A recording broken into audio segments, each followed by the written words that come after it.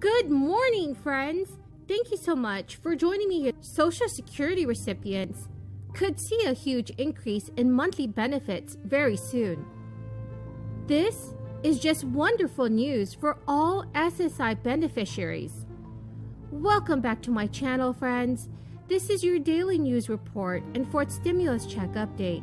Please remember to subscribe to my channel because in a video later today, the Social Security cost of living adjustment for 2022 could be the biggest in decades. However, that increase to monthly checks will not be enough.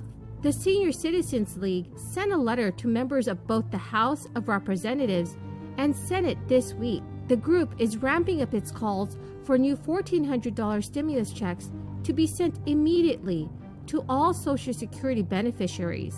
The letter, signed by Richard Delaney, chairman of the Senior Citizens League, stated, "We believe that a special stimulus for Social Security recipients could help defray the higher cost some would face if next year's COLA bumps them into a higher tax bracket, causing higher tax rates on their income and surcharges to their Medicare Part B premiums. Next year's Social Security COLA is projected to be at least 6%, and this is driven by rising consumer prices. That would be well above the 1.3% increase beneficiaries saw in their monthly checks this year. Yet, that more generous increase may not be sufficient to help recipients, because some of whom had to cut back on their spending on food or seek aid from food pantries or supplemental nutrition assistance program benefits. Along with one-time payments, the group is advocating for changes to the method by which the annual COLA is calculated. The Social Security Administration currently uses the Consumer Price Index for urban wage earners and clerical workers to determine those changes, also known as the CPIW. It does track spending by those who earn hourly wages or work in clerical jobs. For the first time since March of 2020, the American unemployment rate is below 5%.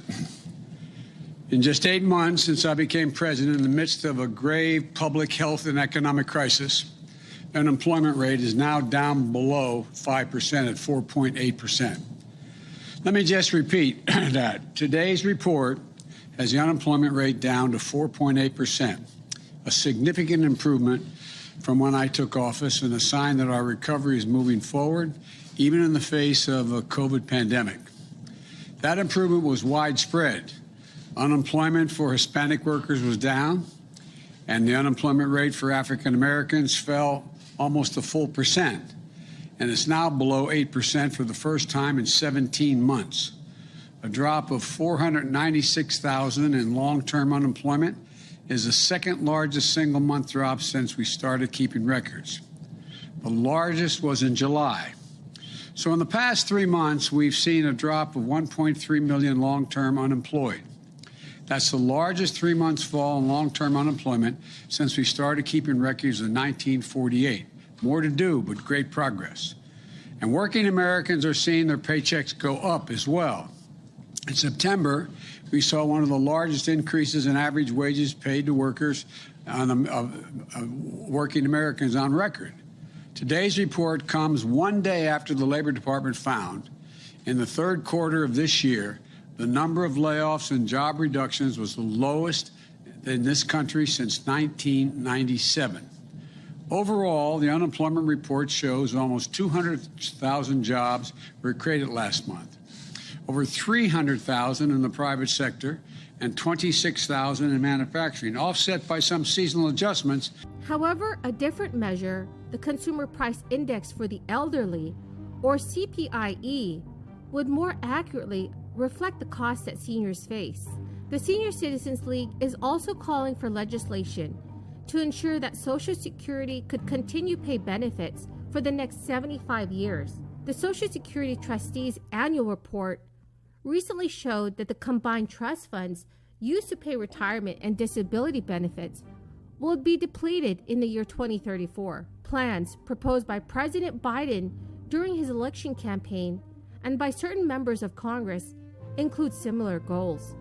The Senior Citizens League's campaign for a fourth stimulus check for seniors began in September and also includes an online petition. A fourth stimulus check would add billions to the price tag of the currently $3.5 trillion budget reconciliation bill. A fourth stimulus check would add billions of dollars to the price tag of the currently $3.5 trillion budget reconciliation bill that Democrats plan to use to push the sweeping proposals through Congress.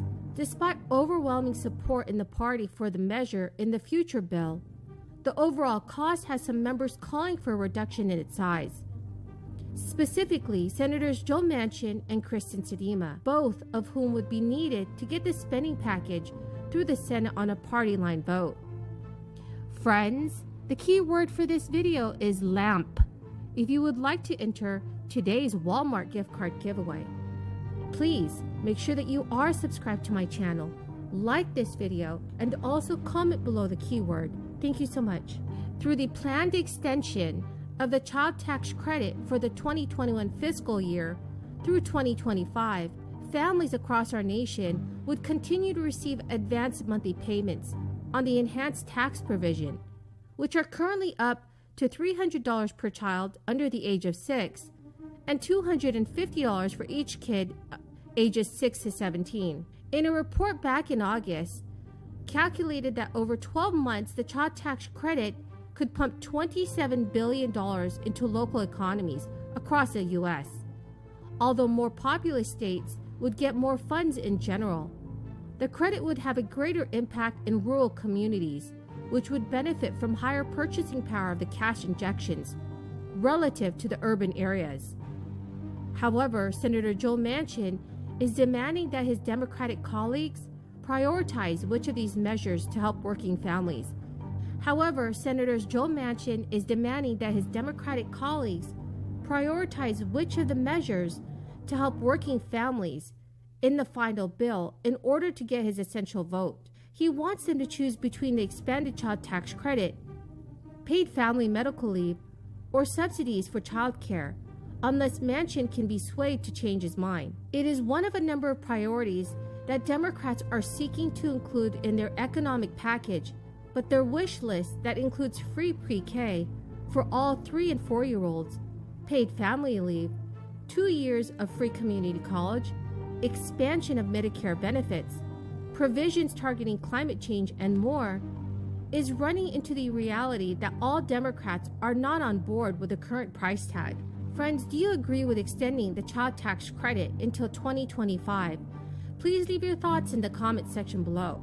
Extending the child tax credit changes is on the list of priorities that Democrats are considering cutting from their economic package as they work to get to a spending number that all Senate Democrats will support. Friends, thank you so much for joining me here this morning. I greatly appreciate all of you who are watching my videos. All you have to do is subscribe to my channel, like this video, and comment below the keyword from this video. Thank you so much and have a very blessed Friday.